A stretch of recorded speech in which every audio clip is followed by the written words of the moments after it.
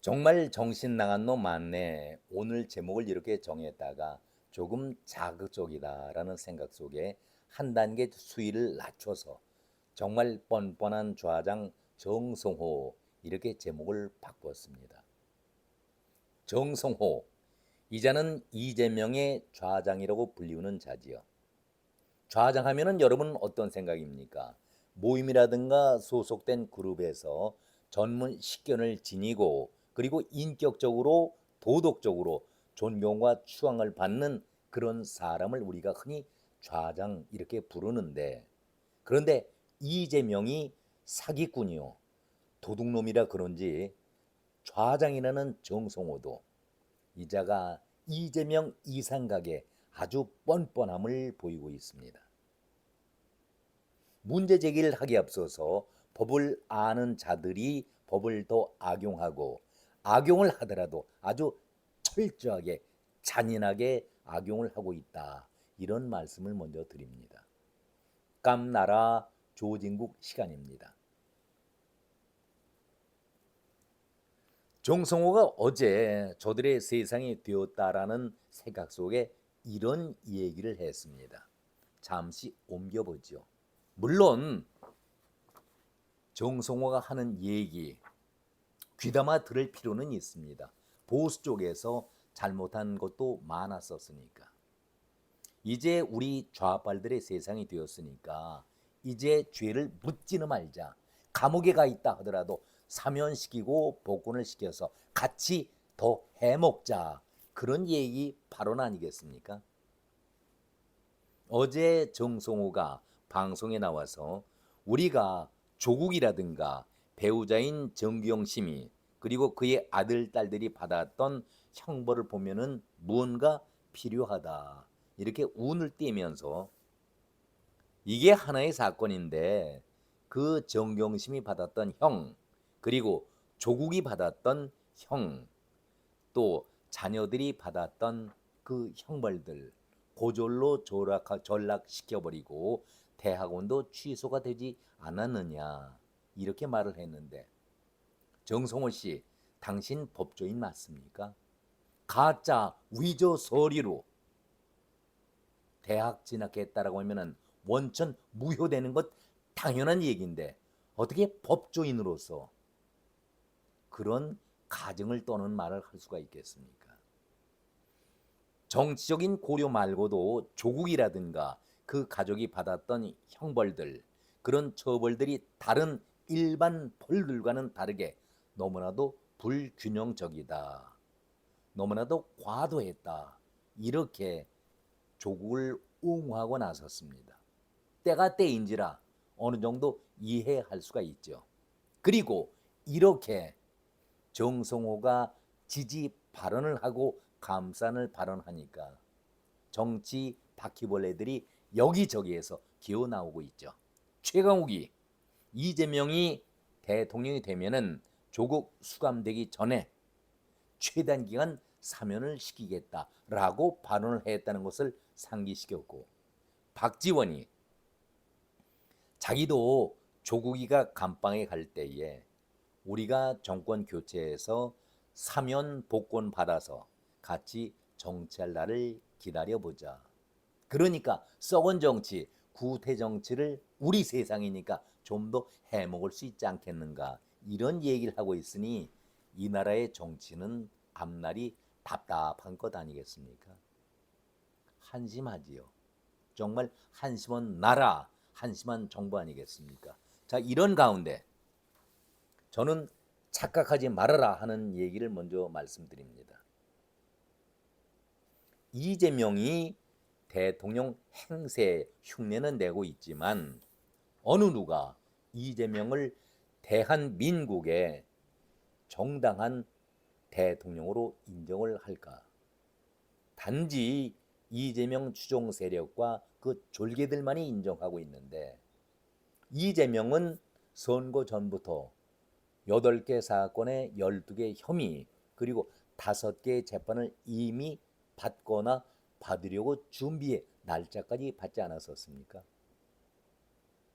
우리는 이 소리를 귀에 딱정이가 앉을 정도로 아주 자주 들어왔습니다. 이재명 범죄자다. 중범죄자다. 자범이다. 법을 아는 사람들은 누구나가 다 헌법 84조를 언급하고 있는데 법조문은 정확하게 이렇습니다. 대통령은 내란 또는 외환의 죄를 범한 경우를 제외하고는 재직 중에 형사상의 소추를 받지 아니한다. 대통령이 되고 난 후의 범죄는 불소추 특권에 해당된다는 말이기 때문에 소추 자체가 안 된다는 얘기인데 내란 외환죄가 아니면은 바로 처벌할 수가 없다. 당연한 얘기입니다. 그런데 재판을 받고 있는 피고인이라면은 피고인 신분이라면은 그 재판을 반드시 받아야 한다. 이것이 법 논리에 맞는 얘기고 법 상식 아니겠습니까? 그리고 이재명이 2달 전에 아니 2달도 아니죠. 바로 1달 전에 법 앞에 만인이 평등하다 하면서 대통령도 예외는 아니다. 이런 말을 공식 자리에서 하지 않았었습니까? 그러면은 자기가 피고인의 입장에서 재판을 받아왔었는데 대통령과 피고인과 무슨 관계가 있습니까? 재판 받아야지요. 만약에 이재명이 아니라 보수 쪽에서 이런 정황으로 대통령이 당선이 되었다라고 생각을 해보죠.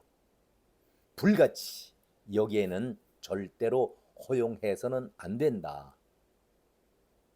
즉각 피고인으로 법정에 나서야 된다라고 얼마나 언론을 윽박지르면서 비난을 했을까요? 이재명은 피고인으로서 5개의 재판을 받아야 합니다.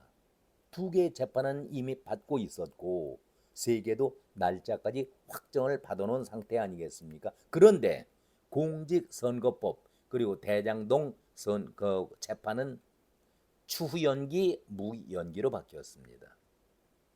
아마도 저는 제목에도 나와 있습니다마는 국민 저항권이 거세게 불 것이다. 이런 불안한 생각을 가져봅니다. 이것은 분명히 피고인 이재명 재판을 해야 한다는 국민들의 명령 아니겠습니까? 이제 다시 정성호 얘기로 돌아가 보겠습니다.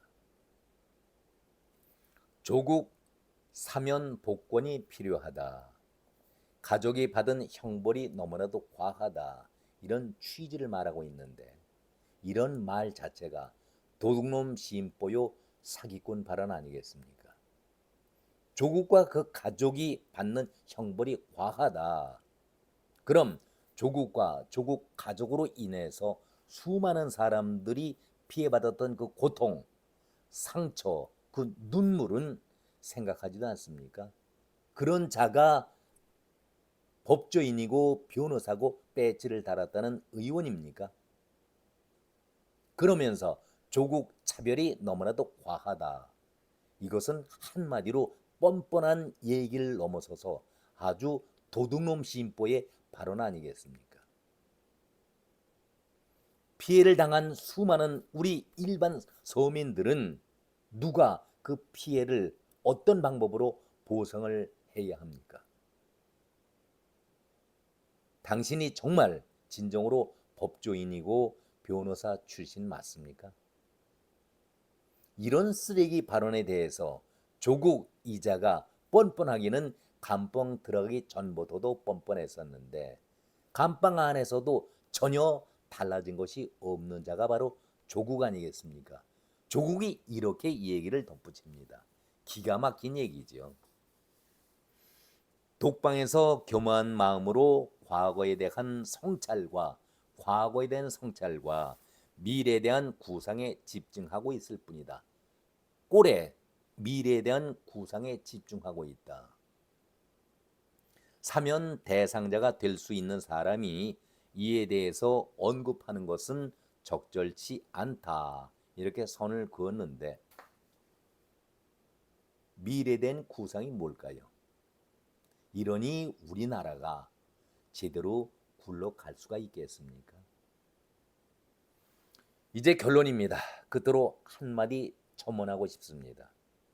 우리는 늘 이런 용어를 아주 뻔뻔하게 양심의 꺼리낌도 없이 사용합니다. 선거에 패하면은 항상 하는 얘기가 의례적으로 겸허하게 국민들의 심판, 결정을 아주 겸허하게 받아들인다. 이런 얘기들을 여야 할 것 없이 다들 합니다. 그런데 여러분들, 여야 정치인들이 겸허한 모습을 한 번이라도 보인 적이 있었습니까? 그런 것을 여러분 느껴보신 적이 있었습니까? 더 나은 개선된 모습을 본 적이 있었습니까?